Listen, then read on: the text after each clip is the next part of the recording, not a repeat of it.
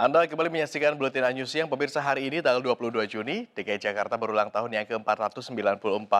Ulang tahun hari ini mengusung tema Jakarta Bangkit. Nah, meski berusia cukup tua ini untuk sebuah kota, sejumlah permasalahan di Jakarta seperti banjir, kemacetan, kemiskinan, dan pandemi COVID-19 masih menjadi persoalan yang cukup pelik yang dihadapi pemerintahan Jakarta sampai saat ini. Dan berikut sederet problematika yang dihadapi kota Jakarta.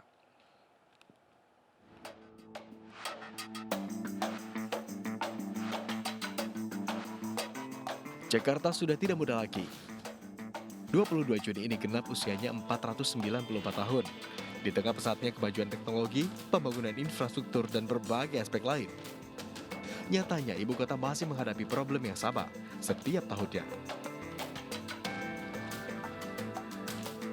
Banjir misalnya, problem ini kerap kali terulang manakala musim hujan tiba. Kadangkala bahkan banjir juga tiba di ibu kota meski wilayahnya tidak diguyur hujan.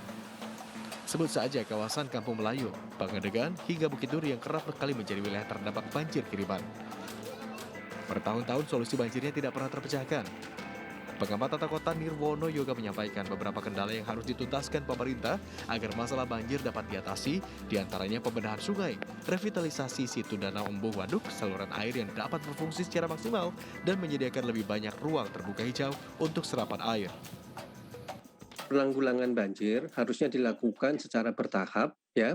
Kemudian dilakukan secara terus-menerus siapapun pemimpinnya atau kepala daerah. Jadi jangan sampai kecenderungannya ganti pimpinan, ganti kebijakan. Karena penanganan banjir kan tidak mungkin dalam waktu yang singkat.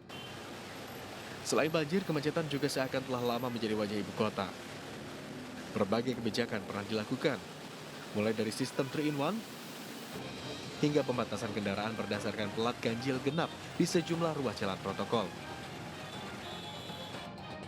Di tengah peliknya permasalahan yang dihadapi, Jakarta juga digempur pandemi COVID-19.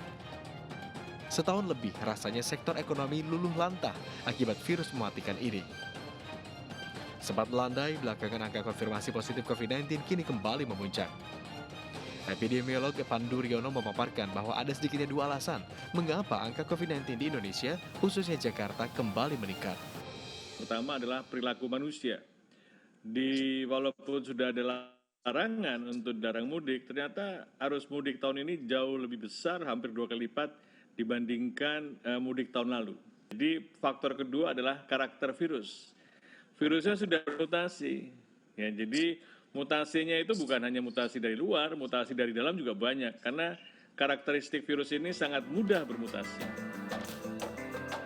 Terlepas dari berbagai permasalahan yang dihadapi ibu kota, warga DKI harusnya optimis untuk menyongsong masa depan yang lebih baik lagi. Dari Jakarta, Lika Apriliani, Pandularas, iNews melaporkan.